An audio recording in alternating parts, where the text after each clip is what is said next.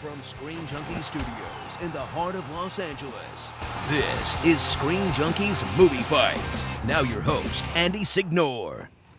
Hello, everybody. Welcome to an epic episode of Movie Fights. We have two returnees that you guys have been demanding, and we have a newbie I'm so excited to bring to the fold here. This is really going to be a fun one. I know the energy in this room is intense, so let's get to it. First, today we're going to be fighting what's the worst M Night Shymalan movie? What character that has only been in one movie deserves a comeback? And what's the biggest name actor with the poorest filmography? Also, we're pitching G.I. Joe Transformers crossover. So much fun stuff, so stay tuned. If you're watching live, you can join us on Twitter at Movie Fights Live, hashtag Movie Fights Live on Plus. Let's do this. Let's introduce who our fighters are today. First, he is the host of one of my favorite shows, American Ninja Warrior, and current contestant on another show I am loving, and I think the favorite to win. Boom. Ladies and gentlemen, Matt Eisman. Welcome, Matt. Thank you, and I'm thrilled to be here, but I got to say, there's already some gamesmanship going on. Because I came in and they told me that I had the end seat, the hot corner, and John's like, no, I'm taking the winner's chair. Put him in the sinking seat. And then Andre walks in like 30 seconds before we're starting, just stoned. He mean mugs me. He's like, shut up. I'm like, what's going on? I thought this was a friendly fight. Oh, no. I know, they're already. There is a controversy. That's the winner's chair is what they call it. But no, it's not always true. That's why I'm sitting here. Yeah, it is. I was joking. Matt, he just did a round of curls, by the way, too. I got a quick pump before we push the pool. Matt, thank you for coming. I'm a My big pleasure, fan. This is going to be a lot of fun. Second, you know I'm on YouTube and all over the internet. Andre Meadows, welcome back, sir. Thank you. Good to be back. Yeah, it's been a while. It You're a has. busy guy, man. I love it. Seeing you everywhere. I cloned myself. I didn't let anybody know. Surprise. Well, welcome back. I'm excited to have you. Yes, And yes. finally, I'm so excited to have him here. He's joined the Screen Junkies family. He's the star of our new Screen Junkies Plus show. If you haven't heard, we're working with this fella, John Flickinger, doing a new show, Movie versus Movie, which I'm so excited about. But you already know him as the Flick Pick. Welcome, John, man. How you doing? Thanks for having me back again. I'm ready to kick some more ass, hopefully. Undefeated. This guy's scaring me, and Andre, I never know what he has up his sleeve. But yeah, it's going to be a fun time. And you're undefeated. You've done this before. I am. Yeah, I have won once. Wow. So there. yes. Hey. Undefeated. I'll take it. It sounds better when you say it like that. Yes. So this will be a good show. I'm excited to have you all three of you here. Let's keep the fight fun and energetic. On the fact-checking cam, as always, are my main man, Dan Merle. Hi. Hey, Dan. How's it going? Are you excited I'm a for big today's American show? Ninja Warrior fan. We watch it at home all the time. Thank you, Dan. Can you Great to do the have you. salmon ladder, Dan? I couldn't look at the salmon ladder. Me either. It's much easier to host the show than to actually do it. Have you ever I like can tried imagine. it just to try Well, it? I don't know if you can see. Andre, forgive this. I'm putting my foot up here. Oh, so he's got a boot. I've got a boot on right now. I have rheumatoid arthritis, so I had some chronic damage. But I made the mistake of trying the flying squirrel, the obstacle at the end of Yeah. stage 1 in Vegas this year, dislocated a bone in my foot and had to have surgery. Another reminder, like, just stick to talking, kid. That's when I did Wipeout. I literally had twisted my a muscle in my leg. I was on crutches for 6 weeks. Yeah, Right? those things are no joke. They are legit. It's much easier to terraform. sit and talk about things. Much easier to watch from home. But yeah, Dan, let's try and do this. John, you've never done the salmon ladder? I have not. No, I would like a challenge. Yeah, we gotta watch that. I don't know if I think you could do it. Dan, let's do an S-Trace show where you go try a salmon ladder. Yeah, I'm going to pull a muscle just looking at this. I couldn't do it in a million years. Not a chance. I would do it if that's the choice of the sushi restaurant. Is that I like the salmon ladder. Well, Arrow does it. Arrow does it. Thank you. Arrow does it. Where Okay. it's where you have the bar and you have to throw it up to the next level while you're doing your push-ups. It's in the Arrow Cave, and there's a lot of Yeah. speculation that Arrow may be coming to American Ninja Warrior. that would I be can a neither scoop. confirm nor deny. That would They don't be tell you amazing. anything, but I've seen I him would working watch out. the And he's hell an out of animal. that. Can we get all like Flash in there, all of them? Let's see who does the best. Won't do much for a street cred if he fails early on, though. Right? Exactly. That guy's a Gotta do superhero now. God, obstacles. You have failed this American Ninja Warrior. I'm just hoping Felicity Smoke comes up to the host tower. Yes. But next to Dan on the fan cam, so happy to have you, Dylan Barry. Welcome, Dylan. Hey, how's it going? I'm excited. Good. I'm excited to hear you. Might be having to help me throughout the show, so I hope you're listening and paying attention. It's about the arguments, as you know. Of course. Where are you from? I live in Connecticut. Cool. Well, welcome to LA It's a and welcome long to the studio. Heck yeah.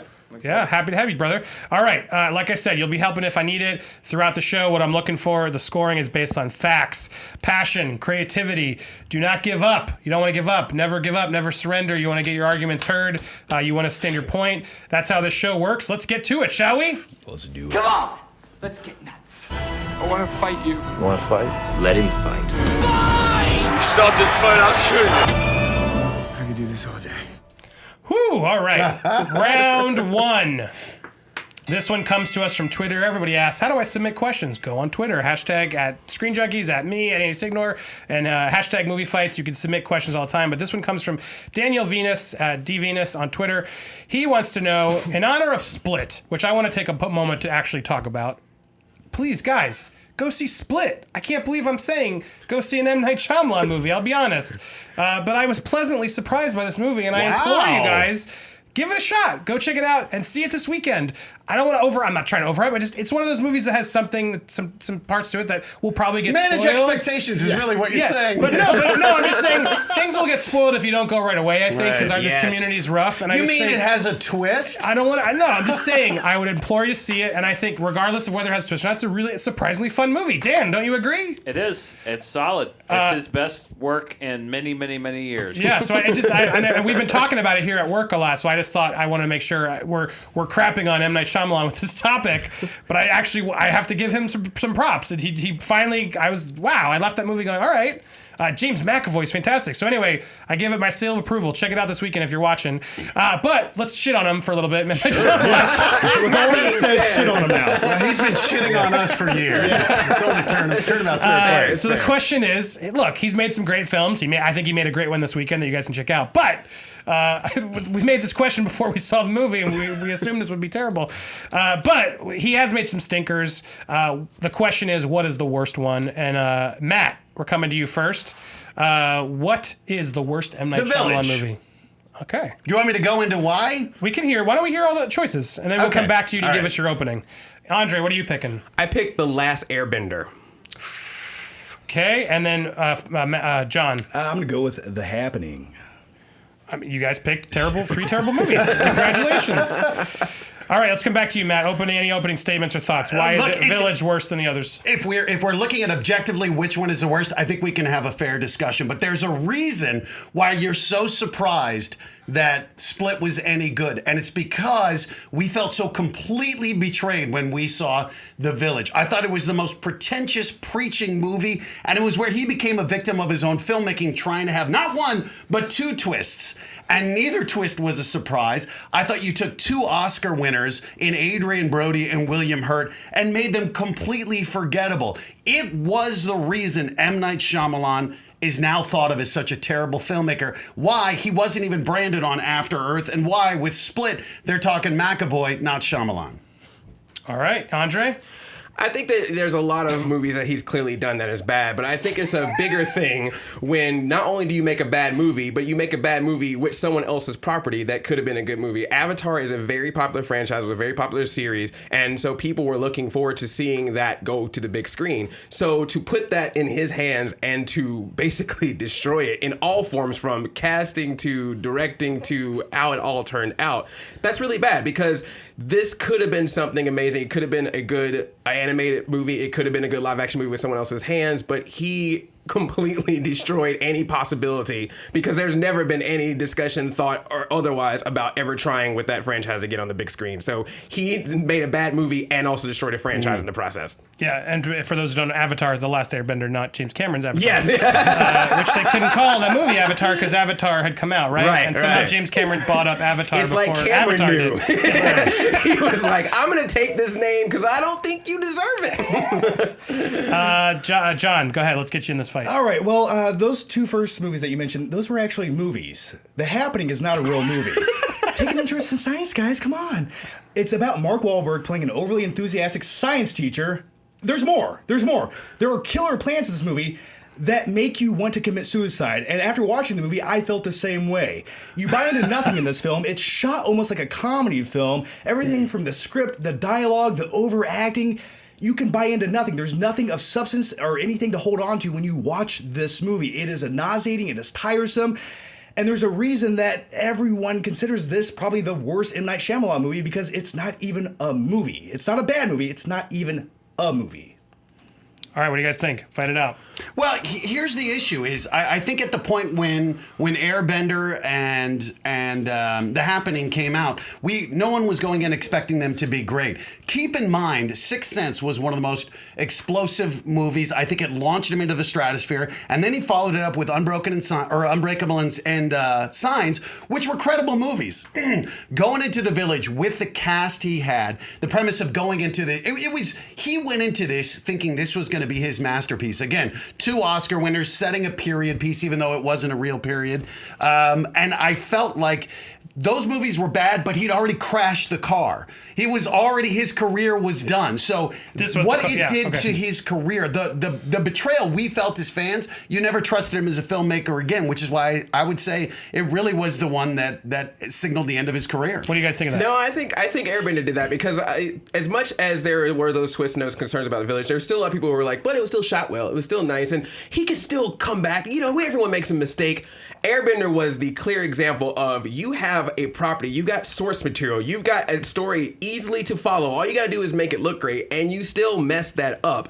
That is a bigger thing, because if you're messing up your own property or you're making your own choices, that's a director's choice. That's a thought for that movie. But this was something that was laid out that was pretty easy to follow. By the time we get to The Happening, it's already been clear. Like, no one went to The Happening going, oh yeah, this time, you already knew before that movie came out that was going to be a bad movie. So there was no expectation with that. Whereas with Airbender, you were like, okay, well, maybe Shyamalan's had some mistakes, but this is clearly a studio effort. It's going to be a bigger thing. And even with that, it was still a mess up. There's a scene in The Happening where Mark Wahlberg has a conversation with a tree, and it lasts for 2 minutes. Neither one of your movies went that low. With The Village, it's well acted, it's fairly well directed, and the cinematography was by Roger Deakins. Great cinematography. The movie looked great. Joaquin Phoenix, I liked him in the movie. He gave a great performance, and the twist ending in The Village was really good. I bought into it. I remember seeing that movie back in 2004, and I was like, oh, that's not too bad. I was surprised by it. I enjoyed it. The Last Airbender, it's not a great movie. It's not. It's really not. But let's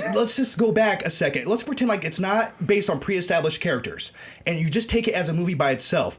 I don't think that many people would be upset with the movie. You'd still be like, yeah, it's not that great of a movie, but it's not that bad of a movie. It's still somewhat entertaining with the visuals, some of the characters, and we can talk about their personalities and being one-dimensional, but if you look at the first season of Avatar, which The Last Airbender is based on that first season of the animated show, the characters are one-dimensional, so I feel like the movie almost stayed true to that in a sense. But there's been other franchises or movies trying to become franchises that still didn't pick on Golden Compass tried to do that, Percy Jackson tried to do that. There's a lot of different franchises, so I think saying that because it was established on some other platform that now that's what's holding it up, that's not the case. I mean, if this was a good movie, regardless of what you know about Last Airbender, then you would still be like, okay, well, this is still interesting. The fact that people who like the show couldn't like the movie, people who know nothing about it couldn't like the movie, that says a lot, because we've seen there are many franchises, particularly from my childhood, that are nowhere close to the source material, but yet still become popular movies. Well, this was a kid show. It's off Nickelodeon. It was a Nickelodeon-produced movie. The reason he got this is because he was doing so bad from The Village. And you said, John, when you saw it, you didn't think it was that bad. How old were you? 7? It was terrible. Everyone saw the twist coming because we knew he had the twist. And the 2 twists where he had these creatures that looked like animatronic Chuck E. Cheese things, which they never even made a pretense of having us buy into it. And I felt, again, it was the pretentiousness of this, which he did in The Happening as well. This holier-than-thou preaching on how we should take care of the world and how there are the evils of society. I thought it was so heavy-handed, he forgot to be entertaining. And that's what The Sixth Sense did, and where he completely got off track in The Village. And this is going to sound crazy, but you know what? I have gotten my fair share of scary movie marathons. Sixth Sense has been parodied in Scary Movie. Signs has been parodied, and The Village has been parodied in Scary Movie 4. There's no Scary Movie spoof. So the Wayans brothers are the Wayans of great filmmaking? Because if they make a spoof of something, they feel like it's popular enough, so that means The Village, whether you thought about it after the fact, it still was enough for people to see it or have an interest in the movie. There is no Wayans brothers spoof of The Last Airbender, and there never will be. There are small I'd groups. kind of watch it, though. I mean, wouldn't you? Exactly. There are both your movies. You might not consider them great movies, but they have fan bases. There are people who like them. There are moments in Last Airbender where it's visually entertaining. There are points in The Village where it is terrifying, and those animal creatures that you talk about that look like they're from Chuck E. Cheese. I don't disagree with you, but I actually thought they were going to be real creatures, and I didn't see the twist coming. I like the setup. I like the premise, and like I said, once again, it was well filmed. With The Happening, I've never met another human being who said they liked The Happening. It's Mark Wahlberg and people running away from the wind for 2 hours. But have you ever met a human being that went to see The Happening, even having the expectation it was going to be good? Probably because most people have not gone And to see again, it. I think if we were to have these movies, if we could experience them in a vacuum, it would be arguable as to which was the worst. I think that The Betrayal began with The Village, which is why it is the worst film of his career, because it truly was the one I felt that showed that The Sixth Sense was probably was blind luck as opposed to I'm taking him those really your being good. final thoughts. Go ahead, Andre. Final thoughts. My final thought is that this is a franchise-killing movie, and you can watch The Village and still enjoy how it looks filmography-wise, even though the twist is weird. You can get a bunch of beers and get a bunch of friends and laugh and joke at The Happening. The Last Airbender will just bore you. The Last Airbender might have killed a franchise, but The Happening almost killed a man. And that man's name is M Night Shyamalan. How he's still directing movies, I have no clue. This movie is not a movie. It is a laughing joke. It's a running joke amongst anyone who enjoys movies. The Village had moments of entertainment and quality cinema, well acted, great cast, and I actually really enjoyed The Village. The Last Airbender, not the best movie ever, but somewhat watchable, and it feels like a real movie. The Happening is a parody of itself before it was even a joke. Whew. All right, Dan, what do you got over there? Any clean up? Yes, all of these movies, of course, rotten on Rotten Tomatoes, also rotten with the audience. I was looking at Hamza Juzer actually on Twitter gave us a good heads up that, John, you said that you never met anyone who liked The Happening. This shocked me. One person who did like The Happening, Roger Ebert, gave it 3 out of 4 stars and said, the performances by Wahlberg and Deschanel bring a quiet dignity to their characters. By that point, he lost his mind. I love Roger Ebert, and he's always unpredictable. He did, however, say about The Last Airbender, it's an agonizing experience in every category I can think of, and others still waiting to be invented. So he was not... You sure Andre didn't write that? He was not always on the M Night Shyamalan train. And yeah, The Village, he also was not a fan of. We also have the Twitter poll, which I will warn you is not close. Yeah, all right, back to me. So this is tough. I'll say this. I think one of you is out. And I think actually did a valiant effort, but I got to let Matt go in this first round is because I think you made a good point if it started the trend, but Roger Deakins shot yours. There's stuff we can find in yours that I think we were having trouble finding in the other two, but good first round. So it came down between Airbender and Happening for me, and I was really trying to listen to the points. I thought you both did a fantastic job there. Andre makes a good point of it. Happening is a movie you sort of get your beers with, and while Airbender's a lot of boring, but John said something that just stuck with me. Like, at least that feels like a real movie, whereas Happening is just so weird and talks to the tree. You made a really good point telling me why, and then you also made a good point. If you took away the IP of Last Airbender to that movie, would people have been so offended? I think maybe, but it was a good point. I think between those two, I got to give John the final point. Right. Just to edge over a little close, but very close, Andre. I didn't want to say this, but even Marky Marcus said that movie was awful. So, So it is, but Valid argument. very good Valid fight. argument. Very good first round. Dan, what did the poll say? The poll was a runaway. 69% voted for The Last Airbender as the worst M. Night Shyamalan movie. The only one that I could not finish. Me too. I've watched The Happening like 10 times. It was very close, though. That is probably my least favorite, but I got to be about the arguments. All right, but it's still anybody's game. Let's get to round two. In honor of the return of Xander Cage, which we all were dying to bring back, Triple X, Return of Xander Cage. I hope Ice Cube's in it, though, right? He's going to have like a cameo. He's gonna have Everything is a franchise now, so... Somebody was telling me... He's in the commercial. Is he? Yeah, he is. So he is. It is official now. They're not even hiding. They're like, He's just drinking gotta put it Coors out there. Light. Oh, All right, now I'm a team-up. little bit more interested if there's a team up. Yes. Anyway, I'm not that interested. But this brought the question of what's a character that's only been in one movie that deserves a comeback? It's an interesting idea. You can't pick Batman. You can't pick something obvious. You got to pick a character who's been in one movie who deserves a return. And Andre, you're starting us this time. I grew up being a huge, huge fan of the comedy stylings of Jim Carrey, and he gave us 2 Ace Venturas. He gave us a Dumb and Dumber and a very long-awaited later Dumb and Dumber. But he only made one mask, The Mask. Let me clarify, not Mask, but The Mask.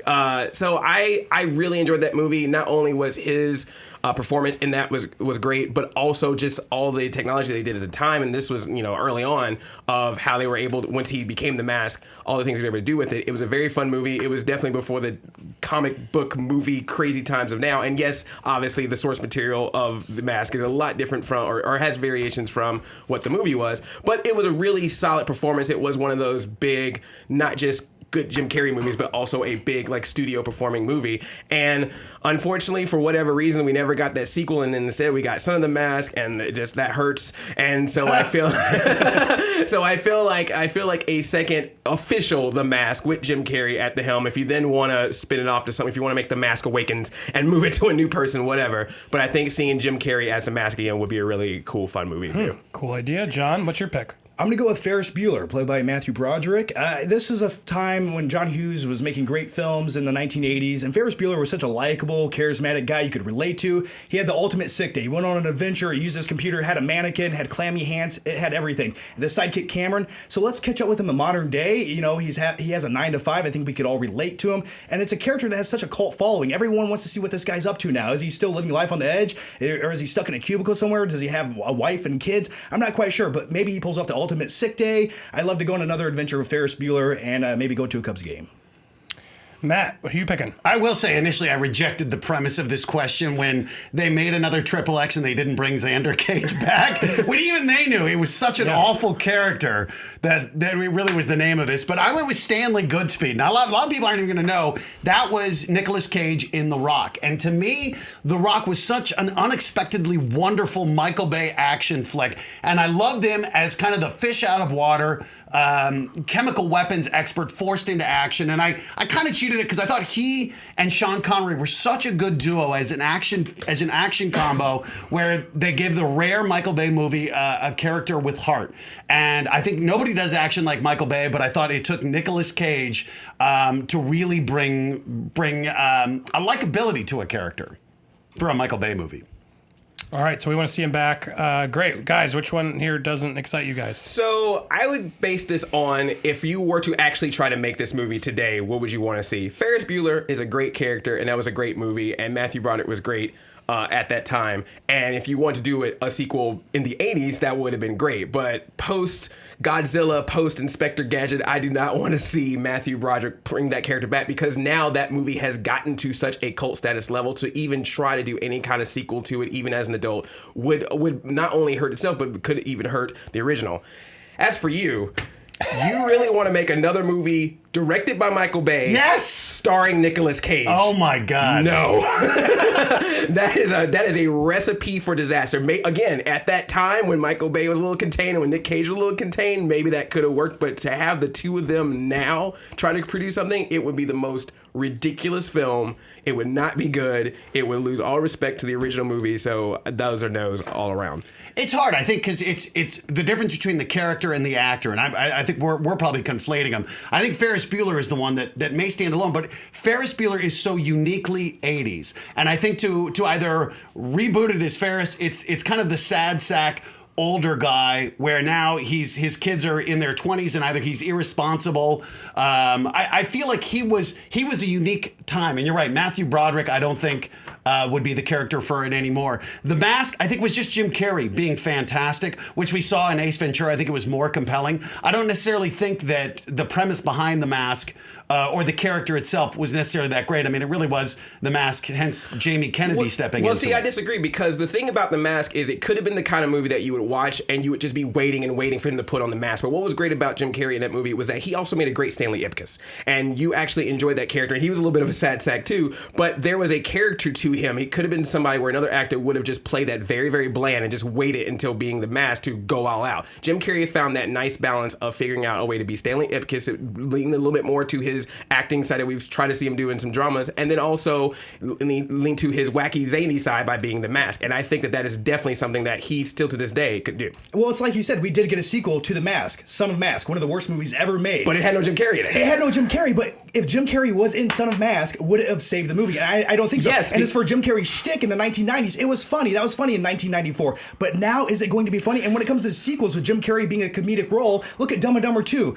underwhelming, not memorable. And that's what you're going to get with The Mask. The shtick is done. There's only so much Jim Carrey can do in that green mask, and we had all that in the first movie. We don't need to see it again. As for Stanley Goodspeed in The Rock, I love The Rock. I stand by it. One of my favorite action movies of all time. Thank you, Michael Bay. The best thing you ever did with your career. But with that said, we almost got a Stanley Goodspeed sequel. And here, just follow along for a second. Are you going with Con Air? Yeah, Stanley Goodspeed. And that's the mistake. Stanley Goodspeed went to prison, and he saved the day once again in Con Air, which came out 1 year later. So we got that movie. But that was the difference, is that he became both the badass hero as well as the sort of everyday man. They combined the two and put the bunner down, the shitty Southern accent, Yes. which killed it. And that's, to me, why Stanley Goodspeed was such a wonderful character, that it was the guy. I love the fish out of water element of it, that he's not the impervious superhero. And I think for someone to be able to take, again, Michael Bay, I think it took someone like Nicolas Cage to give him the heart. And now, particularly, I think it's probably the most timely movie as we look at chemical weapons and the threat of the universal annihilation, which is why I think that this is the perfect time for Goodspeed to come back in The Rock. Yeah, if you had somebody who could contain that into a sizable movie, but you're not going to have that with those people. And also, you're talking about bringing back that action hero, and we have seen right now the big thing is superheroes, and The Mask is clearly the closest to that. And you say that shtick is dead, but we're talking about references, fourth wall breaking humor, talking to the audience, and we have doing Deadpool wacky for things. that now. Exactly. We So don't- if we you don't get need the Jim people, Carrey so if you with get the the green face. people who work behind somebody like Deadpool and put them in a proper like The Mask, and you bring Jim Carrey back to form, that is a win-win all around, and it fits in the landscape of all the superhero comic book movies we have going on. Exactly. Right now. We have an oversaturation of comic book superheroes. Let's calm down. Let's go to a real So guy. rebooting or bringing back an 80s movie is not an oversaturation. No, we're continuing the story of a man and his life, and he's interesting and charismatic, and I want to catch up with him. I'm tired of superheroes. I don't need Stanley Goodspeed diffusing bombs. And by the way, unless you get Sean Connery in that movie, I don't want to watch it, because the duo between them two is what made that so great. I want to see Ferris Bueller. We need to calm down, have a more mundane movie where there's a guy, there's a comedy aspect, and there's something to be said To there. me, it feels like a TV show. Yeah. It feels more like a TV or show. what's than going a to movie. happen when you see Ferris Bueller is it's never going to do a lot of its own original comedy for the new movie. It's just going to be trying to put up a bunch of references where it'd be like, remember this from Days Off? Remember this movie? Remember when they were to the art museum? Remember when they were in the... And all that I stuff's think going to we happen. need John Hughes to do it right. Yeah. Alas, that's not going to There's happen. plenty of great And then what's he comedic going to directors dance that to can- at the parade? It's going to be like, some little Wayne But that's song or the thing, something. but that's the thing. It's not a remake. It's a continuation. It's his modern But day they're going to life. hit every single point you remember about the original to do You didn't that. read the script like I did, Andre. None of that's in there. It's phenomenal. I promise you. Yeah. Tell that to promise you. Ghostbusters. You're going to be Ferris Bueller's son. I hope so. It's heartfelt. It's dramatic. It's funny. Cameron makes an appearance. It's great. It's really So we're getting life-changing. Alan Ruck. Yeah, Alan Ruck. He's in. And it makes Okay. you think about your own life. And I think movies that make you settle down and think about your life and your past experiences, and you catch up with this new character again, that's a movie that connects with you. We don't need Stanley Goodspeed. We don't need Jim Carrey as The Mask. But I do think Goodspeed. Using That's those what as I your like. final thoughts. Go ahead. Final thoughts. As we talk about the glut of superheroes, I agree. That's why I like Stanley Goodspeed. The guy is a chemical engineer. He really is the guy who's stuck in the office, who gets dragged out into the action. I think as the audience members, that's kind of the escapism we go to the movies for. That's why I love the idea of The Rock. I and think Goodspeed. I think putting Mask in the glut of superheroes is wrong, because even at its time, no one really looked at it as a superhero movie or comic book movie. They just saw it as a really fun popcorn movie, a good summer movie, and a good performance by Jim Carrey, both as Stanley Ipkiss and The Mask. And because of the things that we can do today, both with technology and with source material, you can do something new with that franchise, bring some original new elements to it. Whereas I think a Ferris Bueller's movie, a second one, is just going to play off the nostalgia of the original, going to have a bunch of references. And again, I repeat, you want Michael Bay and Nicolas Cage to do a movie about chemical warfare and problems in our country. That is my dream every night. That is a bunch of disaster. And there are Autobots. We'll get there. We're not there at that fight yet. Dan. Yes. Well, as you can imagine, so many suggestions. First of all, a quick cleanup because there's been some confusion. Stanley Ipkiss is The Mask, has only appeared in one film. Son of the Mask was not about Stanley Ipkiss. Jamie Kennedy was playing a different character, so The Mask does qualify for this round. Some questions on There is Twitter. a great SGU with Jamie Kennedy talking about the Son of the Mask. Oh, You should God. watch sometime. It's all kinds of something. So many people on Twitter had suggestions. Spencer at Fast Day 17 said Marion Cobretti from Cobra. Shindango Graham's a 1 actually disease. wanted to see Cameron Poe from Con Air. Just to Mark 818 said The Dude. Brendan McBrayer Claire passionately asking for Jack Burton from Big Trouble in Little China. Leslie at Real Leslie Gill. Hello, my name is Inigo Montoya. I deserve another movie. And Nikki T. Baldwin wants to see Cher from Clueless come back in another movie. And so many more. A lot of people have some favorite Could be played by characters. Cher, the musician. Yeah. Could be. And of course, I have the Twitter poll, which is somewhat close. This was tough. A lot of good arguments against each other. I think I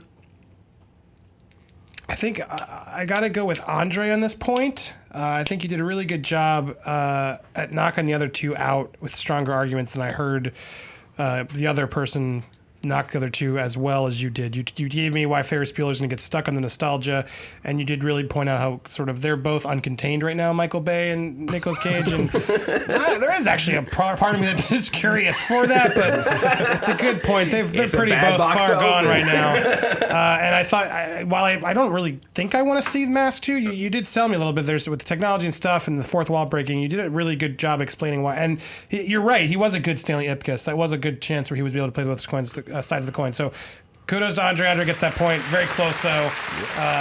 And there was a Ferris Bueller TV show. Yeah. You were suggesting it was not good. Parker Lewis can't lose was pretty. Yeah, they tried. There was two. There was a Ferris Bueller show. Well, yeah, and that got canceled. And Parker Lewis, which was basically the ripoff, stayed on for 4 seasons. So weird. All right, round 3.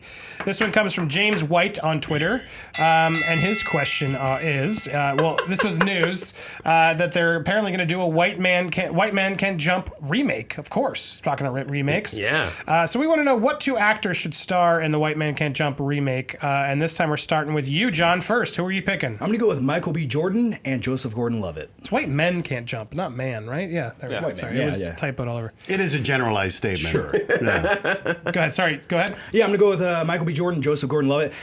Both actors have proven themselves. They can do standalone films. They can do comedy. They can do drama. And I think they're 2 great young actors. And We even got him in a jersey. Yeah, and you can buy into Michael B. Jordan as being this athletic street guy who's playing basketball, and Joseph Gordon-Levitt kind of being the fish out of water type character. And I think they have a great dynamic with each other. And like I said, they're about the same age. The other thing is, look at some of their past movies. You have Creed with Michael B. Jordan.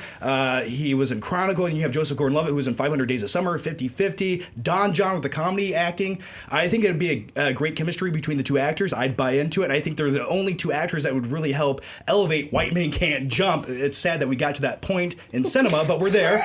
But I feel like there are 2 actors you could put in these roles, and you could take the movie serious when you need to and have the emotions and then laugh at it when you need to. Matt. I think this all comes down to the credibility on the basketball court and then the comedy. And I went with Justin Timberlake replacing Woody Harrelson. We've seen him on the MTV Rock and Jock. The dude is a legitimately good basketball player. I think he's surprised everybody with his sense of humor. We've seen him with Fallon. The guy does buddy bromance so well. But I think I'm going to surprise people with my pick to replace Wesley Snipes. I went with Steph Curry from the Golden State Warriors. And again, what I like, this is Ray Allen in He Got Game.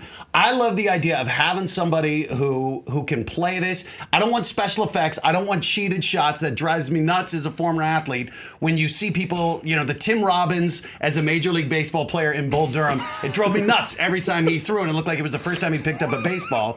And we've seen the charisma on Steph Curry. It's a risk, but I think it would be a fantastic pairing on the court. All right, Andre, who's your pairing? The first person I thought about was Anthony Mackie. I thought he would be a great person, but that's the big thing about White Men Can't Jump. The chemistry has to work well, so I kept going, who could pair with him?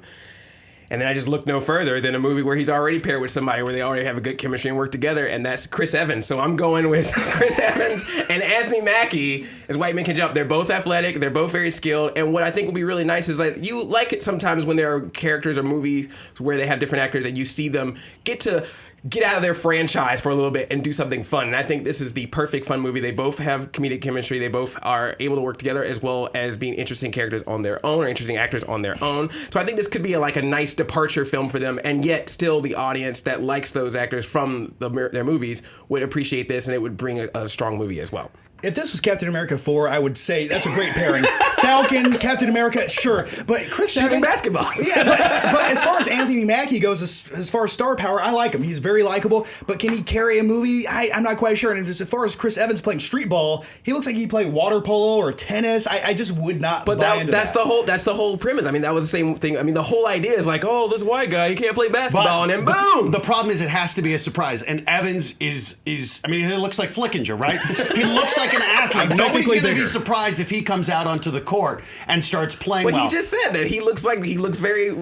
I'm sorry, he looks very white bread. He's too athletic. I'm sorry, white people. He does look white bread, but I think you have to have somebody like Joseph Gordon-Levitt. I would buy as someone who you'd look at walking on the court, and the same with Justin Timberlake, where you grow the hair out a little bit. He does not look athletic. He looks goofy, and I think that's a key thing. Is that you're conning people. Yeah, okay. You're conning people on the court. I don't think anyone. You see Chris Evans walk on the court, you're going to think at least the guy can rebound. You know he's going to be a serious athlete. He's athletic. I get it. Yeah. Listen, you have a pro athlete in your movie, and anytime that happens, it's usually not a good thing. Now, if we were casting Shazam, O.J. Simpson, wait. Steph Curry all day long, make him the new Shazam, but to make him actually put into an acting role where he has to carry a movie, no way. Justin Timberlake, once again, more of a musician than an actor. Yes, you're putting an athlete and a musician in a movie together. Dude, he's hilarious. Did you not see Friends with Benefits with Mila Kunis? And it was phenomenal. Are you using that to help your Here's argument? what I'm saying, though, is I think a lot of this takes place on the court, and they have to be credible as players. And I think that Justin Timberlake and Steph Curry, it is a risk. But as I look at Michael B. Jordan too, I think he's a phenomenal dramatic actor. I've never seen him being humorous, and I've never seen him having that phenomenal rapport, that back and forth, that staccato zing. I agree. We haven't seen Steph Curry. It's a total crapshoot. But I'm going with Jesus Shuttleworth and Jim Brown. I'm believing he's going to deliver. They're street players. They don't need to be NBA pros. I mean, I think any actor with the right movie magic can look good on the court. I mean, if you can make Captain America or Chris Evans Captain America, you can make these guys good at basketball in a movie. That's the or problem, you can make though. Chris Evans look good at him. But I do think that's the problem is I don't want movie magic. I think a movie like this, you need to believe these guys can Well, play. you're going to have movie magic because you're going to have to try to make it seem like that those are convincing actors that are actually people that can work together. Yes. And the most prettiest looking white man can't jump I've ever seen. And I'm sorry, unless Justin Timberlake is going to be a singing troll in this, I can't see how he's going to be able to perform Is he this going to movie. be a singing troll? Because his track record is not strong. So you're getting love to Justin Timberlake for being a musician, but his acting track record is not good. And then you're going to pair him with a basketball player, which gives a long track record of any athlete not being able to. It's a risk. There's It's nothing a risk, to carry your movie. Nothing. And Justin Timberlake, he works well in small scenes and bigger movies with ensembles. But with my two actors, both these guys have proven that they can carry movies by themselves. They're the best actors of anyone that listed any names on this panel. I guarantee Steph Curry and Justin Timberlake is the biggest open.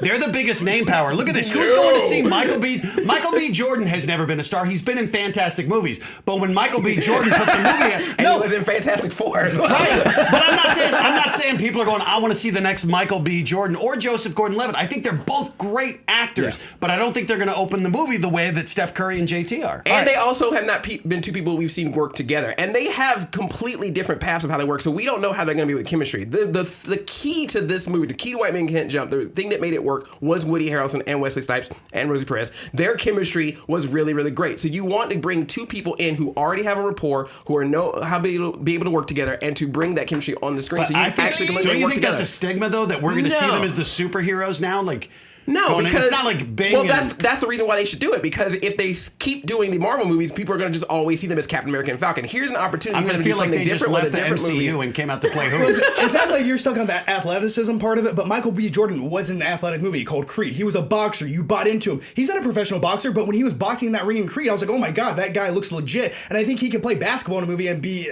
viable. I would buy into it. But that's the problem I worry about. If you have him in Creed and then you bring him over into a basketball movie, Michael B. Jordan, who is a very versatile actor, then becomes the guy that you want to put in athlete movies. You And I want to don't put want that Captain to happen. America in a street ball movie. Exactly, but he's not street balling in Civil War. This is giving him a completely different tone. And Captain America is Mr. all to get to. This is a good way for him to do a different type of character and to see a different side of Chris Evans and to also get the charisma of Anthony Mackie that he has. Using as your final thoughts, John. Final thoughts. Final thoughts are I clearly picked the two best actors that can carry a movie, best acting ability. These guys are young, they're athletic. You could buy into them in the basketball sequences. I think they could carry the movie. They'd add the most depth to it, the most substance. All right, Matt. I think this movie lives or dies on whether it's fun or not. And I think JT is fun, and people are going to want to see Steph Curry just street balling. And I know it's a risk with the acting, but I think it's the one people would be most curious to see. Dan. Yes. Well, first of all, the Twitter poll is neck and neck right now. Too close to call. So many people online suggesting pairings. Ryan Craig said Channing Tatum and Kevin Hart. Dean Lentini, Seth Rogen and Mahershala Ali. Megan Amber, LeBron James, and Ryan Gosling. Jesse Castro suggested Miles Teller and Donald Glover. Joseph Biscocho suggested Liam Neeson and Samuel L. Jackson. I would love to see all of those combinations. I would like to point out that there was some reference being made to the inability of the white man and White Man Can't Jump to play basketball. In the original movie, Woody Harrelson could actually play basketball very well. That was part of the hustle that he had going on. So it would be, kind of 50-50. But the Twitter poll it keeps changing back and forth. So, Andy, why don't you give your ruling, and then we'll see if it's settled in on a winner. Yeah, I mean, basically what happened here was Matt focused on who can play, and he went for the risk casting. I think Andre focused on existing chemistry, and then John, you sort of focused on who are the best actors. I feel like is sort of where this netted out. And I think I rolled the one that sort of makes most sense for this type of movie. It's got to be the chemistry, which I think Andre said pretty well. So I got to inch it out to Andre. Good point about the athleticism, but I think the chemistry is going to trump that, because even you said it's got to be funny there, and we don't know. These are two wild cards, so because he picked someone that worked together, I got to give Andre the second point. Dan, what did they say online? Well, right now it seems to have kind of settled in a little bit. 43% say Michael B. Jordan and Joseph Gordon-Levitt, but 40% say Chris Evans and Anthony Mackie. So there's still time for that to change. I'm getting my ass kicked. Jesus. The polls are still open. Polls are still open. If you're in line, It's funny, my ideas sound so stay great. in They do line. make compelling arguments. I'm not going to lie. Hashtag not not over my yet. white men can't jump. We got two more rounds here. Andre, that means you're going to make it into the final speed round. John, you're up by one, so you're Matt, you got to get this to make sure you still get your chance here. But we're still got 2 points available to win. This one's going to be a fun one. We threw this one at you last minute because we wanted to have something fun, and we saw this article spreading out. Apparently, there was talk of in G.I. Joe 3, it was going to end with a big crossover to Transformers. Which, I gotta be honest, that might make me see a Transformers movie because I like G.I. Joe a lot. That'd be kind of fun to watch these two together. So, we wanted to bring this out. We wanted you guys to pitch us a G.I. Joe Transformers crossover movie. And now we're back to Matt. You're starting us off. Matt, give us your pitch. Why would we want to go see this? Okay, I do have to issue a disclaimer here. I was in Transformers too. A lot of people have been bad-mouthing my director, Michael Bay. What's up, buddy? So I am very familiar with Transformers. The best Transformers of all the films. It was amazing. It really was. If you an hour 47 into it, you see the C-17 pilot. So what I like is we start this with a massive battle going on. It's Cobra and G.I. Joe. Roadblock, who's The Rock, he goes in, and in the final act of heroism, he ends up taking a bullet to the heart to stop a nuclear annihilation. Cobra is overrun and destroyed. Peace prevails.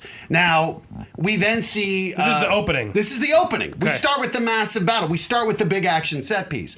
We then see the massive burial at Arlington Cemetery. Dwayne Johnson, his casket being lowered into the ground. Full hero's garb. But then we realize, through a little trick photography, the coffin is empty because his body is in a slab at S7, the secret government group tasked with handling the Transformers.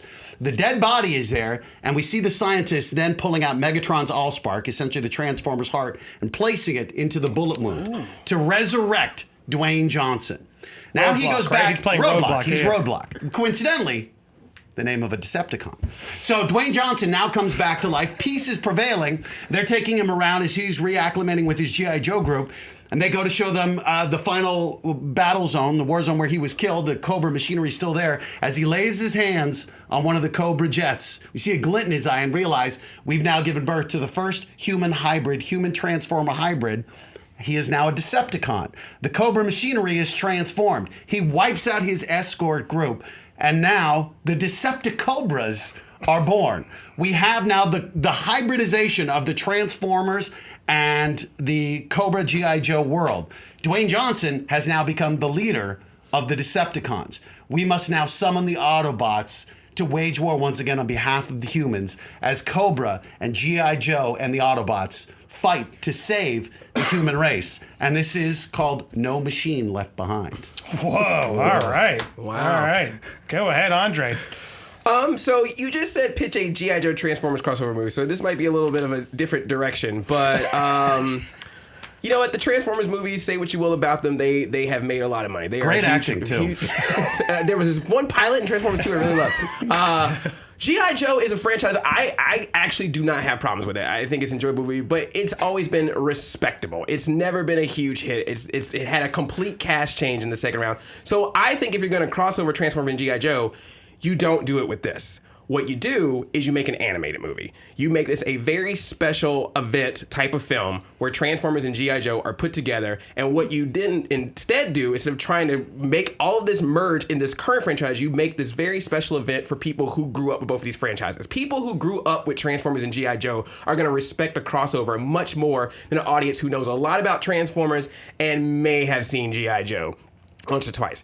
Hasbro has already done still does animated properties, so this could be something that you could kind of take the anime route where you make it a very special event, you give it a short run like sometimes they do with the Dragon Ball movies. Once you have that, you make the special collector's edition that comes with like a figure of Cobra Commander on top of Megatron or however you want to do it, so you have your next special collector's editions, and then you get, the television broadcast, you get it on Netflix, you get it to be this whole thing, and if it's something that works well, this could be a franchise of its own, kind of similar to how Sony is doing the animated Spider-Man movie.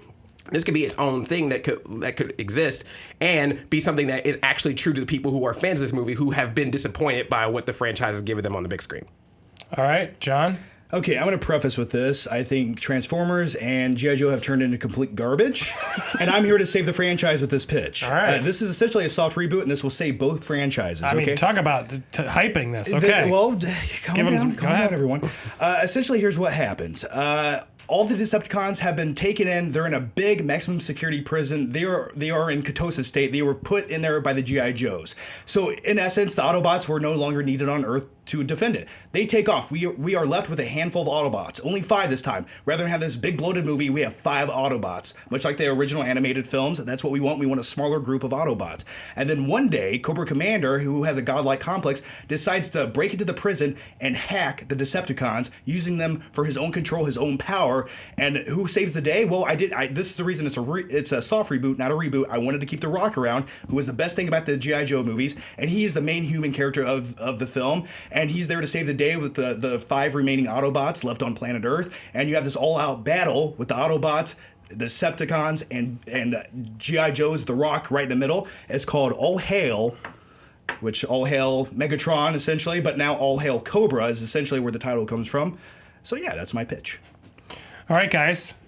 Fight it out. Why is your pitch better? Well, I think the problem with Andre's, I don't think he had the plot. He had the idea of how to manage the properties. And again, what you talked about was respecting them, which is great. But when do they care about that? This is about making money. And I think trying to do something in a respectable way it's just not going to happen. I think it's not a bad idea that John has. But I think for me, what I like is we draw these two worlds together and truly hybridize them by turning The Rock into a Decepticon and really blending these two worlds together, which is the way I think that you most justify this and also generate the biggest action. I feel like with your pitch, Matt, you almost turned it into the Terminator. You made The Rock the T-800, essentially, and I don't think anyone wants to see a hybrid. I don't think they want to see a humanized Autobot. They want to see Autobots, G.I. Joes, Decepticons. That's what they want to see. They want to separate it and just have fun with it. We don't need to turn it into something else. We need to make what we have good. Well, here's the thing. If there was a longer form of G.I. Joe movies where we had an established cast, I would be all about this. But this is the thing. G.I. Joe completely changed its cast in the second movie. It killed everybody off. And at least Channing Tatum got to do some reshoots, but everybody else was like, oh, sorry, Marlon Wayans, you're dead now. So there's not enough of an establishment to that. Say what you will about Transformers. Shia LaBeouf had 3 movies. Mark Wahlberg had 2. Josh Duhamel did some, and he's coming back for this one. So they have I was not invited back. For the record. Your time will come. But But you know those characters, even if you're not how you feel those movies, you know those people exist. You do not have that kind of relationship with G.I. Joe. So bringing them into the Transformers movie doesn't make anything special. So the only reason you're doing it is because, they're both Hasbro properties, so let's put them together. Yes. But that means nothing to a 10-year-old who loves Optimus Prime, who loves Megatron, but doesn't know who the hell Roadblock is. Right, but what it does is G.I. Joe, I mean, look, G.I. Joe initially was an infantryman who then they created the cartoon back in the 80s, not based on the name of the character, because they wanted to have more characters to sell. So to complain about commercializing it, I mean, I respect it, but let's face it, we're in this to make money. Well, it's not about commercializing it. I'm just saying that if you're putting two property, if the idea, like you think of like Freddy versus Jason. Well, there is no G.I. Joe, right? I mean, so to me, The Rock represents it. And what you do is, I agree that there isn't a well-known G.I. Joe, so it is the name of it. But by bringing The Rock into it, who has the biggest star power out of any character in any of those movies, I think you introduce G.I. Joe with that. All this is a way to try to make a compelling hybrid, because it is. This is Hasbro's way to sell more things. To sell more toys. But I do think that having The Rock in there and starting from a place of heroism and then flipping it into complete catastrophe, to me it makes it compelling and gives some big set pieces. My movie almost has everything you have, except I don't turn The Rock into a robot in my movie. It has all those build-ups. It makes you like the G.I. Joes. And the other thing about your film, you want to do an animated film. We have good G.I. Joe animated things. We have good Transformers animated films. But we don't have good crossovers. But we don't have a good live action movie of either. And let's just make a good live action film and make that the crossover. People want to see these great things come to life in live action. So I think doing an animated film kind of takes it back a notch, and it doesn't really progress either franchise. But you're taking a franchise that a lot of people love, but a lot of people do not like the movies, but are financially successful, and putting it with a franchise that not a lot of people have seen is also not incredibly as successful as Transformers, and putting them together. There's nothing major about that. If you would have, in 2014, if you would have said, let's cross Transformers with Ninja Turtles, which was also a Paramount property, that would be a big deal. They're both movies that had a success, and so then you put them together. But you're doing this is like a YouTube collab of putting two different movies together. It's like they're on different planes. But I would say Teenage Mutant Ninja Turtles seems to be more lighthearted in nature, whereas I think the movies, the G.I. Joe and Transformers, both have this military angle. And you'd argue Josh Duhamel essentially was playing a G.I. Joe character in there. And now what we're doing is just finding a way to try to bring these worlds in through the combat and through the hybridization. But that's the problem. Which is from the movie. I mean, the Allspark, I think it does build on. I was one of the people who paid attention to the plot because I was reading the script. And so I think it does kind of play off what we've seen in the previous I'd love for you movies. to tell me what the plot was afterwards. Andre, final thoughts. Final thought is Transformers has been a success. G.I. Joe has not been. So to bring them together does not make any sense because it doesn't bring any excitement for both the franchises. It's just adding new characters to one franchise. And you brought up a specific point earlier is these movies get made to sell toys. And how do you sell toys? You appeal to kids. And how do you appeal to kids? You give them an animated property, because as much as that movie is going to be great for a few weeks on the big screen, if we're lucky, that animated property will live on a big screen, will live on the small screen, will live on Netflix, will live on for a long time, and could create a new franchise that will not only be an entertaining and fun franchise, but also be respectable. And you also have people who have done crossovers with these two characters in comic book form that you could bring in as source material for this. John? As far as the property goes, people know who the G.I. Joes are. We had two movies, and if you make a G.I. Joe crossover movie with the Transformers and you put The Rock on there as a title lead for the G.I. Joes, people are going to get behind it. They're going to know what it is. Everyone knows what a G.I. Joe is. They truly do. And like Matt said, they are a military aspect in the movie. That's what you need. The Transformers movies had that, and it fits so perfectly together. It makes the military more of a character than it's ever been in any of the previous Transformers films. So by combining the two, you have a solid story. I feel like your movie was very convoluted. I felt like you were just arguing for mine. No, that was that was my pitch, but yours got really convoluted and turned into the Terminator. Matt? I think it's a simplistic thing of that. Andre, I go back to it. I love the respect you have for these properties, but ultimately, Star Wars is still the biggest toy seller because of the success on the silver screen. And I think that this is a way to tie the G.I. Joe and the Transformers together. And I also think, while it may feel convoluted, I think we all get the idea of this. The heroism, you start with a big battle, we get the transformation, and now you have the good guy turned bad, which I always think is a compelling plot, especially for G.I. Joe. Dan? Yes. Well, we have on Twitter so many people offering their opinions. Most of their scenarios ended with some kind of meteor or catastrophe that would wipe both franchises out. Roadblock is indeed a name in both the G.I. Joe and Transformers universe. It is a shared name. One of my favorite comments we've ever gotten, it has no punctuation, but I think because of this comment, what it says, it has to be. Curious George at Magneto Belfort wrote, combine G.I. Joe, Transformers, and Fast and Furious, no explanation, just do it. That was their comment. So why not? G.I. Joe, Transformers, Fast and Furious. We have a poll, but it's hard to the poll. It's hard to judge because they haven't heard the pitches. Yep. So. Look, I think there's surprisingly, I was impressed with the amount of depth that Matt went into with his pitch, and even the pulling the roadblock as a Decepticon was kind of a fun thing.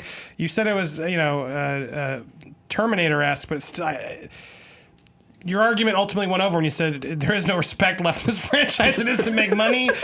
So because you even admitted it, I got to put Matt on the board. I think you earned it. You get the point.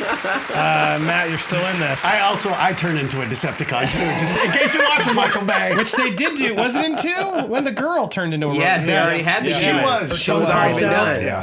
Still, no one said it. Could have knocked him out. Andre, God, I love your purism, though. What are you doing in this town? That's my problem. All right, we got one more round here. So this really, John and Matt, this counts for you, or Andre can get an extra point and prompt us to do a tie break. But let's get to it. Question 5 comes from Twitter. Heather Lentini on Twitter asked us, this is a fun one. What's the biggest name actor with the poorest filmography? So you got to tell me your actor and why we know who this person is and why they have the poorest filmography over the others. Let's go around and just get everybody's actor, and then we can come back and reconvene. And Andre, who are you picking? I picked Gerard Butler. Okay. We have Gerard Butler to start. John? Nicolas Cage. Ooh, he's come up already. Gerard, Nicolas Cage, and Matt? Ben Affleck. Ooh, all right. All right, it's back to you, Andre. So let us know what you think. Gerard Butler should have been a no-brainer for a great career. I mean, he came out in 300, and people just loved that movie. They loved his performance. They loved everything about it. That was the fun days of Zack Snyder. It was a really good time. So it was a clear path. This is your next action star. Perfect. And what do? You put him in romantic dramas and romantic comedies with Jennifer Katherine Heigl. And Jennifer Aniston, The Bounty Hunter, P.S. I Love You, all these really, really bad movies. Then when you then decide to put him in action movies, it's stuff like Gamer and I forgot about Gamer. Yeah, I saw Gamer. I did too. So you put him in these types of movies, and then of course the most recent Fun Fest, Gods of Egypt, and then even when he gets like a movie like, all right, you got something with like Olympus Has Fallen, then they follow it up with even something worse than that. So it just seems like for every time you're thinking, all right, now you got it, you either do this really weird path that doesn't make any sense compared to what you've done before, or it's just an all-out bad movie, and yet they still keep wanting to be like, he's great. And I think it's something against him. I think he's a good person, but it is a clear string of bad choices, bad decisions, and bad movies. John? 2 words. Nicolas Cage. This man is the epitome of a bad actor. Charismatic, likable, sure, but a terrible actor with no range. Just look at some of his movies. The Wicker Man, Deadfall, Vampire's Kiss, Season of the Witch, Outcast, Left Behind, Bangkok Dangerous. Is the round over yet? Did I win? Is that enough? Nope. Not over yet. Yeah, I was joking. But Nicolas Cage, when you type in bad actor, he's all over the Google search results. This man is known for being a terrible actor. Likable, yes. Entertaining, yes. Bad actor. Matt? I don't think this is even close. I mean, if we look at the numbers of this, first of all, Gerard Butler, I don't think he's ever become the big name. 300, his abs were the star. And if we look at the numbers on this, Gerard Butler's grossed $1.4 billion in his movies. Nicolas Cage, $2.4 billion. Ben Affleck, $2.3 billion. They're on another level. From from Gerard Butler. Now, Nicolas Cage has done a ton of bad movies, but he's done some amazing ones. He's won an Oscar. Leaving Las Vegas and Raising Arizona. I think Raising Arizona is going to be on just about everybody's one of their best movies lists. Name a movie where Ben Affleck has been a good actor. The movies he's been in that have done well, Armageddon or Batman. I mean, look, Batman versus Superman, Dawn of Justice. It spawned the sad Ben Affleck meme. It was one of the highest grossing movies that was being completely savaged. His high points have come from either writing with Good Will Hunting or acting in The Town and Argo. I don't think anyone has ever said he's been a good actor. Directing, you mean? Directing. I'm sorry. Yeah, as an actor, I don't think when we look at this, the biggest name actor, Ben Affleck, is still out there, considered a big name, and yet I defy you to find a good movie for him as an actor. Guys? See, I disagree because I think that of everything that I've heard about Batman v Superman, Dawn of Justice, and everything that I even felt watching it myself, is for all the problems we have, one of the big things that came out of it was, but Ben Affleck was good as Batman. And the sad Ben Affleck thing, that was just a press junket. That was not the actual movie. Ben Affleck is a good actor, and he's had a good track record. And even when there are movies that he's in that are not good, a lot of times it is like, well, Ben Affleck did a good job, and he also is good on the other side as well. Which ones? What? Which ones? Well, I just because I'm curious. No, well, for example, I know a lot of people give him crap for Daredevil, but the movie, everything around it was really the problem. If you put him and that character in a good, proper hands, it would do well. It was not his fault. So that I just don't think that's a good argument of just how it is. Now, Nicolas Cage. Sure, he's got some bad movies, but it's almost a point where I feel like he's choosing to have those bad movies. And he has a good track record. And if you put him with a good director like Michael Bay and something like The Rock, Thank you. you can see that he can be contained, or some of his early films. That is, Nicolas Cage is being Nicolas Cage because of no one reining him in. But when you rein him in, it's a great performance. So that is not the fault of the actor, or that is the fault more of just how he is. Whereas you've got Gerard Butler, who is still doing movies the way you want to do them, acting the way he's supposed to act, choosing the projects he wants to choose, and they all have been duds regardless. Nicolas Cage does what he wants to do. He's in 17 movies just this week alone. Throughout his career, he's been in 86 movies. He truly has, and 80 of them were terrible. That's more films, more. So you're giving him 6 good movies. I was curious. I'll give him 6. I'll give him 6, just 6. But throughout his entire career, he has more bad movies than any other actor on your list, or more movies combined than both actors on your list. As far as Ben Affleck was the best thing about Batman v Superman. He's the one thing that held that movie together. Ben Affleck's also a great supporting actor in Good Will Hunting, The Town, The Accountant, Gone Girl. He was The Accountant? He was a badass in The Accountant. Yeah, but did you like it? I absolutely loved it. Come on, let's go back to what. I loved when he beat his legs with a bamboo stick while listening to heavy metal music with a strobe light going on. I thought there was just and then no humanism to it. You have Argo, which won 3 Oscars, and no one said that he did a bad performance in that movie. He held the movie together. Hollywoodland, Boiler Room, he gave a great intense scene in Boiler Room. Gerard Butler, he has been in a lot of mediocre films, but let's just look at his total filmography, okay? He has some really good movies. 300, I agree with the abs. The airbrushing, though, did help. Olympus Has Fallen, he is doing action. He's not just doing rom-com. Olympus Has Fallen was a really good action film that was rated R. It kind of had a Die Hard vibe. Gerard Butler does okay movies. He's not doing anything cringeworthy, but Nicolas Cage, has anyone seen The Wicker Man?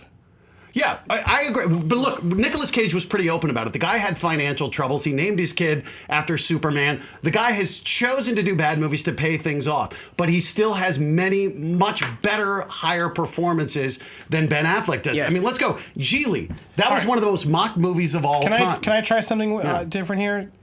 I got to say, I think, Andre, you're out. What? Because I think that they've did a good job of proving that these are the bigger actors with the money, and I just think it's down between my logic of trying to rush this round up. It is between Affleck and Cage, so I'm just letting you know.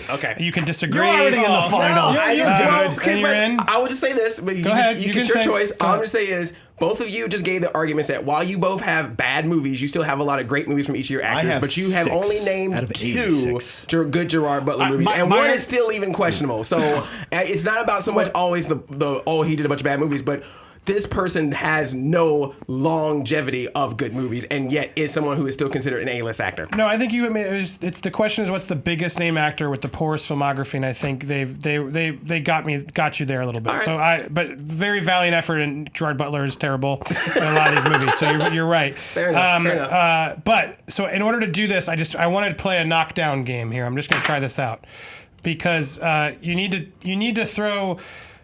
I want to see who runs out of good movies first. Oh. Okay? All right. So you have to tell the other person a good movie they've been in. So he's Nicolas Cage? So you're going to say, what's a good Leaving Nicolas Las Cage Vegas. movie? He's having Leaving Las Vegas. What's a good Gone Girl. Ben Affleck movie? Okay, even. Keep going. The Rock. Argo. Face Off, which I think is a great action movie. Oh, Moonstruck. Dan, help help me on the couch if you see if this is being unfair. So far, these are all even. Keep going. The Town. Town, okay. What did I just say? Well, I loved. Well, Con Air was bad. Valley Girl. Valley Girl was good. Valley Girl, that's what we're going with for good. Good Will Hunting. Matt, you got to give me a better one. I'm sorry that Goodwill, but he wasn't even. I mean, Goodwill Hunting. He's in like two. That He's was a major Matt- supporting All right, actor. fair. Matt I'll give Damon. both. That. All right, you're even. You're right. Fair. How Okay. about? Can I say bad ones? I mean, No. if we look at God, I'm blocking on Nicolas Cage movies here. Oh, Dying of the Light with Anton Yelchin, which just came out. The CIA agent. That was actually a really compelling movie. Hollywoodland. Again, he's naming movies where Ben Affleck isn't a star, though. No, he's a star of that one. He's a star. Plays Superman. He plays George Reeves. But I think he was the supporting character there. No, he was a star of Live by Hollywoodland. Really? I mean, now we're just listing movies. Captain Corelli's it's better than the last three movies you listed for Can you Nicolas keep Cage. going? Sure. How about good ones? Go ahead. Let's go with Chasing Amy. Fast Times at Ridgemont High.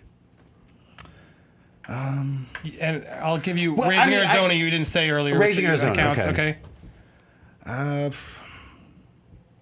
Boiler Room. Okay, we're getting about even now. You said Leaving Las Vegas already? I think I started led with that. Did I say Moonstruck yet? No. With Cher? It's like Last Man Standing. Can you name one more good Ben Affleck? And let me concede this. Nicolas Cage does have more movies, so I think this is a little unfair towards him. I just think the argument is Nicolas Cage has more great movies to support it. I still think. I just don't find a great Ben Affleck. I find good ones. I find capable ones. I don't find a great. Ben Affleck has been in Oscar-winning movies, multiple. But Nicolas Cage has won an Oscar. I don't think Ben Affleck has never been saluted for his acting. He's been given credit. I think his directing is better. But as an actor, I just don't think he's in All the right, category. pick me your of Cage. two worst movies. For mine? Yes, Okay. your two worst Cage movies versus your. I'm just trying to find Well, something look, to. can I also say, versus right two now, Ben Affleck. Affleck isn't even the best actor in his own family. Oh, okay, good point. But But I pick would your- say pick your- Geely and Pearl Harbor, where he made me root for the Japanese. Chile and Pearl Harbor versus. I'll go with The Wicker Man and The Wicker Man and Left Behind. Which one's Left Behind? The one based on the religious The airplane remake of the falling out of the Kirk sky. Cameron classic. Really? Yeah, he did one of those. Wow. Okay. Okay. Left Behind. And yeah, response to your two worst. Well, I would say, Ben Affleck with Daredevil and with Batman, I think he's taken the superhero franchise and failed twice to really deliver knockdown, drag-out hits when he should have as actors. He also killed Jack Ryan, the Tom Clancy, which was one of the biggest literary franchises ever. It got handed off from Harrison Ford and then went to Chris Pine after him. I still think... I just think Nicolas Cage has done some amazing work, and if a movie comes out, I think Nicolas Cage is a more interesting, compelling actor. And you can go to the Walmart $5 bin to get that movie. That's where it's going to be released next Wednesday. All right. Dan, Yes. I think I have a solution here. Good. Anything to add? I can rebut. what Sure. he's I saying. mean, I could just if you're looking at ratio as far as just percentage wise, just going by reviews, Gerard Butler by far has the worst percentage of any of these. He's got 7 fresh movies and 27 rotten ones. Nicolas Cage and Ben Affleck are both tilted a little bit more toward rotten, but it's a little more 50-50. Ben Affleck and Gerard Butler. I was surprised to find By the way, this. I hope none of them ever watched this. I love all your movies, guys. They cash the checks. Ben Affleck and Gerard Butler, both of them have not been in a critical success since 2014. Wow. Which is shocking. They're going into their third year now of having not been in a critically successful movie. Cage has a couple more that he's done that were, minor hits. Snowden, which he acted in, and The Trust last year were two movies that got fresh ratings. But I don't think anyone can deny that there's a lot of crap from all three of these guys. All right, I'm going to do something controversial here. I'm giving the point to Andre. Thank you. Wow. Because at the end of the day, while I thought you guys would have it, it ended up, while it says the biggest name actor, we counted the cult role, and after all you guys were trying to find it, it's really, you got to go back to Butler's filmography. There's You two guys movies. naming all those movies was just more argument for me. I know I brain farted on Ben Affleck but I was like, God dang it, guys. I thought if we're going biggest name actor, Gerard yeah. Butler is a tier below. No, it was fair. And I should have received an email fair. saying he is not it was big fair. enough. And then as we went through, and I came back Andre's around, compelling. and you got it there, Andre. You got it, all right? Yay! So Andre's still a point ahead. That means Matt and John, we're going to a tiebreaker to see which one will join him in the speed round. This point is only to get By you the the way, speed I round. hope these three do 3 Men and a Baby. Those guys. Wouldn't that be awesome? Oh my God. Here we go. So we're going to a speed round. So Andre, you're out of this. You can't Okay. chime in because you're already way ahead even. Matt and John, you're going for speed round. So Matt, this is how speed round works. It's about speed. Yep. So I'm going to ask you something quick. You have to give me your first answer. Okay. If you both say the same thing at the same time, it's whoever said it first. Okay. And then if you didn't say it first, you'll have to pick something else. Okay. You'll have 30 seconds, 20 seconds. I always forget. I should know this. 20 seconds, Dan? 20 seconds and then a a 10-second rebuttal. Right. That's how this works. Any questions before I give you your Both tiebreaker? answer at the same time, right? Answer as quick as you Okay, can. okay. Here we go. What movie villain should get their own spin-off series? Moriarty, Sherlock Holmes.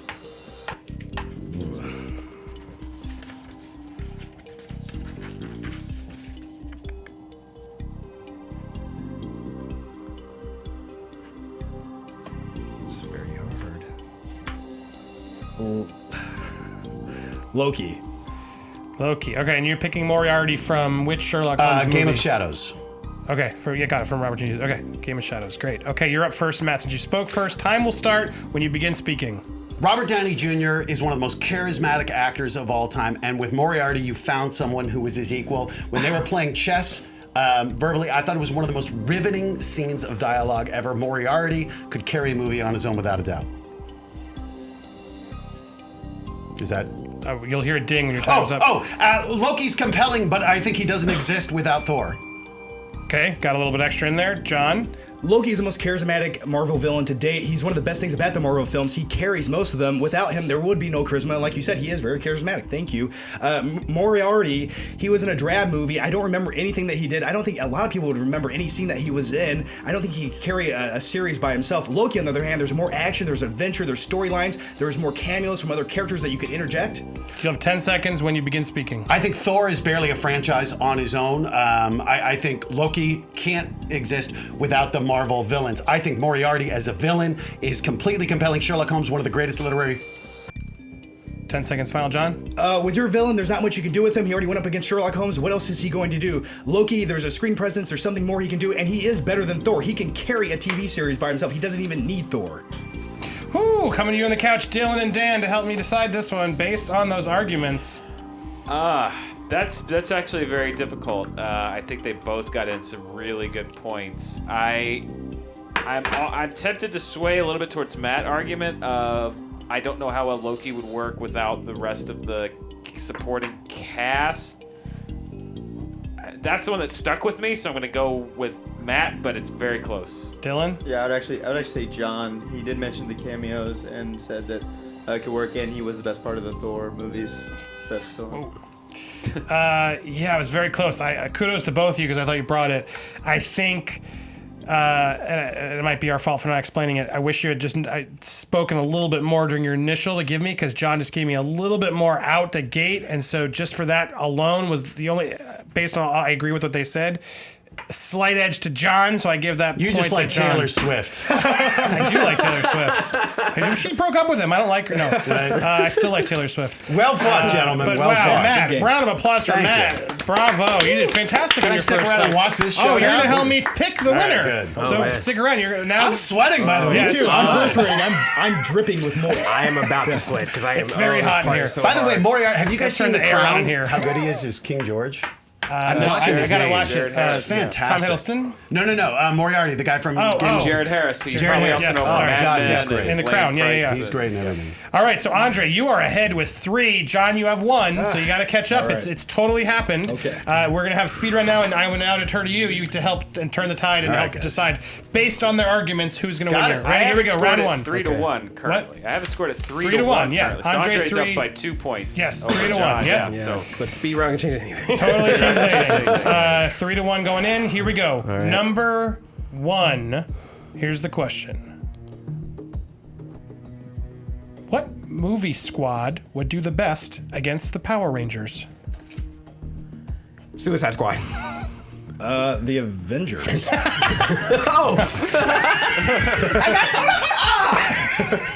Okay. I hate this. I hate this. I hate this. You gotta defend it, Andre. Don't never give up.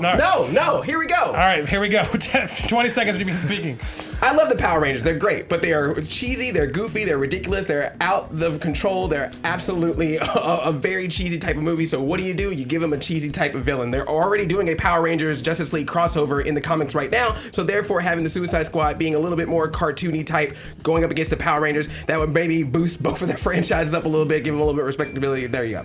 20 seconds, John. If there's any indication of film quality, Suicide Squad is not going to be anything that anyone wants to see. With the Avengers, it's going to be a more interesting dynamic. There's superpowers. They can do anything and everything. There's big robots in the Power Rangers. The Avengers can go up against a giant robot at the very end. And you have Thor, you have Hulk. They can go up against this epic threat known as the Power Rangers once whatever the Power Rangers do. I don't know. Transform robots. If they wanted to do that, they would have done it in the comics, but they're not doing that with Marvel. They're doing that with DC. Also, Disney will probably not want to work with Power Rangers. They had them before and let them go. But with Suicide Squad, I think that's something Warner Brothers would be like, please go ahead. You can do that with Power Rangers. No one wants to see Captain Boomerang fight the Green Ranger. Hard to dispute that one.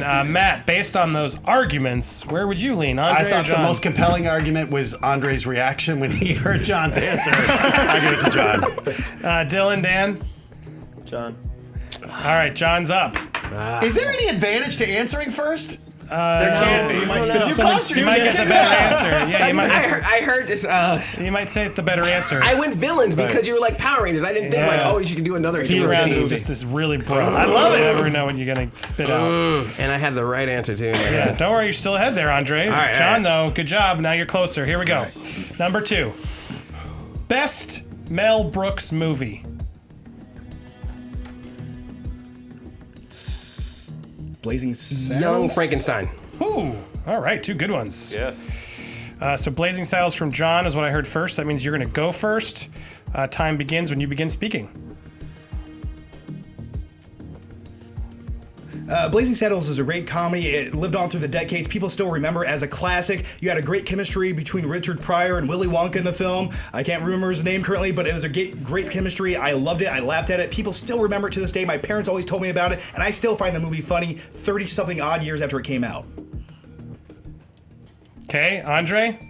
First off, it was Cleavon Little, not Richard Pryor. That was in Blazing Saddles, which is a very fun movie. But, and it's a fun movie, but you know what? We live in a very weird, politically correct time, and so I think that some of the humor in Blazing Saddles works better at the time than it works today, whereas Young Frankenstein is a type of characters and performances, particularly from Gene Wilder and from Cloris Leachman and from, I'm blanking on his name, but the guy from Marilyn Raymond. They were great. Got it. I know who you meant. Yeah. They said it after clock. Peter Boyle. Peter Boyle. There it is. John, 10 seconds. Think about it. Time begins with you speaking. Blazing Saddles is a raunchy comedy. Young Frankenstein, it's an okay movie, but it's not timeless. It kind of fell flat after once you hit a certain age. It's not really funny anymore. It doesn't live on with the times. Blazing Saddles is raunchy. It's over the top. Andre? People remember Gene Wilder as a great performance playing Sally, but they remember him particularly as Frankenstein, and that comedy can carry over from generation to generation, where some of the comedy and race jokes in Blade Saddle might feel dated. Whew, Dan and Dylan, coming to you first this time. Based on the arguments, For me, based on the arguments, I would go with Andre. Matt. Yeah, I think Andre made a good argument. He did. I think you did get hung up there, but it's What fine. was the movie with Richard Pryor and a rodeo Stir in Crazy. prison? Stir Crazy. Stir Crazy. That's what was in my mind. Not Mel Brooks. Yeah, I right? get that. Yeah, but I knew exactly what movie you were I thinking of. I got him mixed up. Like, oh. Totally happens in the speed round. All right, but Andre gets that point. It's not over yet. Nope. You gotta get all. He's gotta get all these. John has to run the table to win the game. Ooh, Yes. I've seen it happen. I've seen it happen. before. It's When you're happened under the gun. One question at a time, guys. Okay, here we go. Okay. Best Jake Gyllenhaal performance. Nightcrawler.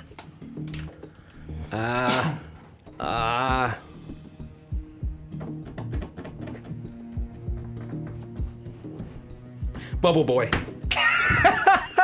I love it. Commit. Here we go. Yeah. Nightcrawler versus Bubble Boy. John, you're up first. Louis Bloom as in the movie Nightcrawler, played by Jake Gyllenhaal, was phenomenal. The dynamic, the range, the acting ability. This man, you bought into this creepy dude driving around at night, filming homicides and all kinds of bizarre things going on in the streets of LA. And he had such a dark comedy aspect about him, and you bought into that, and it was funny at the same time as it was creepy. His acting ability, the range that he had. Ooh. It's crazy, right? 20 seconds goes by quick. When you're ready, Andre. Yeah, it's kind of interesting range in that, but we've seen that style of Jake Gyllenhaal before. Some of his other performances, like Nightcrawler, we've already seen that style. Bubble Boy was a completely out of the water performance, nothing we never would expected from Jake Gyllenhaal to do, and it was also done pretty early in his career, and that was a way of establishing that not only could do something really nonsensical like that, but then go on to do greater things. So it's actually a good establishing point for Jake Gyllenhaal's career. And I don't think that you're going to get the same thing with Nightcrawler, which is kind of flip. 10 seconds when you're ready. Bubble Boy is an awful movie. It's an awful role. The comedy wasn't funny. No one remembers anything about his acting ability in that film. It did nothing for his career. It almost probably hindered it and put him into a literal bubble in Hollywood where he couldn't go outside of it. 10 seconds, Andre. Nightcrawler puts him in a bubble where they think of him in the exact same character all the time, whereas Bubble Boy was something completely different, and it was a type of character that could have been done really badly in another person's hands, but he actually brought heart to that character. Dang, all right. Based on those arguments, I have a favorite based off what I heard. Matt, it's your turn. What do you think? Kudos to both of you. Those were both really compelling arguments. And I didn't know how fast you could actually speak, Andre. It's like John Machete there. But in the end, I thought I went with John. Dan and Dylan? I went with Andre myself. I went with John. Sorry, I went with John. Oh, okay. Yes. I went with John on that one. I was a valiant effort on Andre's part, Andre's but part. yes, I went with John. I apologize. Yes, okay. John. And your takedown of Bubble Boy helped a bunch, which you did at the end. I was waiting for that. It was, sadly, no offense, and put him in a bubble. Kudos. Right. Here we go. This one's interesting. God, I gotta say right now, I'm really glad I'm sitting over here. This is hotly contested. Yeah. Here we go. I'm gonna list two movies. You tell me which one's better and why. Ready? So get ready to hear it. Batman Forever or Batman v Superman? Batman Forever. I think go to the it was tape. John. You know what? Have it. I don't care. Whoa! Have it. okay. Take it. All right. Take it. Could be a trap. Oh, it could be a trap. All right. I'll let you. Andre, you comfortable with that? I'll do it. Okay. I was actually, great. So that's if you both agree, then it's out of that's fine. You did not pull a Hal Rudnick and say no. No. All right. So sorry. So you got Batman Forever, Andre, right? Okay. That's what you wanted. Okay. And Yeah. then you got Batman v Superman, John. Okay. Here we go. Andre's first. Okay. Whenever everyone talks about the old Batman movies, they always refer to Batman and Robin as the really bad one, but Batman Forever is still one that some people have as a good-hearted movie just because of the performances of Jim Carrey and also some of the other actors in that movie. Whereas Batman v Superman, while it has elements that are really good, a lot of people feel like it was a very dark and depressing movie and not as much fun. Whereas Batman Forever, while not getting as zany as Batman and Robin, was still had some comic charm while still having the dark of the Burton movies. Time begins when you begin speaking. Batman v Superman does have problems, but the best thing about that movie was Batman. There are entertaining moments. There are climactic situations. There is good acting. It's not overlit. It doesn't look like like a music video on MTV. My movie's directed by a visually stunning director. Your movie's directed by a guy who I don't know what he was doing. Joel Schumacher was an awful movie. Yours was pre-Bat Nipples. Val Kilmer was a terrible Batman, maybe one of the worst. Tommy Lee Jones' worst performance of all time in Batman Forever. 10 seconds, Andre. Batman Forever is a movie that you will watch all the time. I would not want to see Batman v Superman, who had to then make an extended version to make itself a better movie, whereas Batman Forever stays the way it is and is still enjoy, even if it's for guilty pleasure. So that's a better movie to enjoy. 10 seconds when you're ready. Your movie was crap to start out with. It's still crap today. At least my movie had moments of entertaining, climactic action, well-acted scenes. Amy Adams gave a great performance. Ben Affleck as Batman was phenomenal. Every scene with Batman in it was great. You can't deny that, and it's memorable. Whew. Dan and Dylan, based on those arguments. Dylan, what do you think? I don't know, Dan. What do you think? I was trying to buy myself some more time. Yeah. I don't know if that extended version jab, that was a pretty good jab, I have to say. And in a pretty even fight, I gotta side with that one and go with Andre. I thought his jab at Tommy Lee Jones was pretty good. I thought the Val Kilmer jab. The Val Kilmer jab was good. He did get hung up. John got hung up, and he was a little repetitive on a couple of the issues, but he did get some good lobs in there too. Matt, chime in. Any thoughts based on those arguments? I thought they both made excellent points. Tommy Lee Jones was completely terrible in it, but the extended jab one was good. You're selling me on the Batman, John. On Affleck, as much as I was shitting on him, he was at least somewhat compelling in that movie, other than when he was about to kill Superman. But so you're going John. I'm by the slimmest of hairs. And Dan, John. you're going I went Andre. Andre, yeah. Dylan. I would go John. Yeah, I'm actually we're long, so I'm not even trying to extend. But yeah, my gut just says there's a little. You got me a little bit with the kitschy. You're right. We could go back and rewatch it, but it's not very good. And I really dislike Batman v Superman, and you laid out so. If you had to choose between the two, to watch. One feels like a real movie. It's okay, Andre. Both of our mother's name is Martha. We can get along. That was it. It's okay. I think I give John a slight edge, and I think we're gonna push to one more just to make sure. Really, I'm glad. I like it. More fun so for that me. means we're tied to the last questions. This is for all the marbles. This is it. No sudden death, nothing. Don't you feel like you're in a Transformers G.I. Joe movie right now, Andre? All right, I'm gonna make sure I give you the best question here.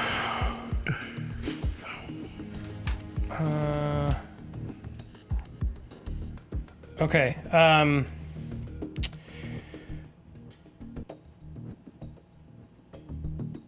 What's the best movie about a mean or unlikable protagonist?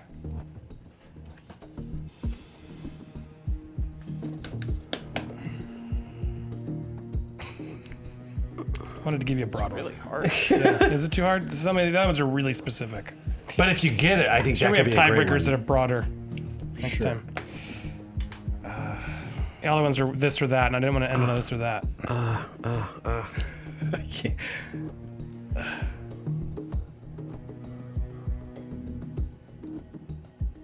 I can't think of the name of the movie. Can I go? Can I? I'm going to go off script and just give you a new question. Okay, ready? Because I didn't like that one. That's very important. Best Jim Carrey movie. Truman Show. The Mask. The Mask. Okay, Truman Show versus The Mask. He's come up a bunch. So I thought it was fitting. Let's go there. Truman Show. Let's hear it. Why is it the best Jim Carrey movie? The Truman Show shows the most range with Jim Carrey. He gets to be funny, he gets to be comedic, but there's also a very emotional side, especially with his father, and he's living his life in this bubble, and he's on TV, and just the premise alone is entertaining. It has depth to it. It's not just him going and with a green mask and a big tongue coming out of his mouth. He is a human, he has a family, but he also has to come to grips and terms with who he really is. Andre. Truman Show works more as a premise than it is specifically on Jim Carrey's performance, whereas The Mask is something that could have completely relied on the CGI, but instead needed the heart behind it to make it a good character, and he was able to bring that, because again, he was able to do that as Stanley Ipkiss without all the powers of the Mask, and he was able to do it as The Mask, whereas the Truman Show, he's playing a one note because he's oblivious to everything around him, so you're more interested in the concept of that movie than you are about specifically Jim Carrey performing in that movie, whereas The Mask is all about Jim Carrey holding that movie up. 10 seconds. Take your time. Tell me when you're ready.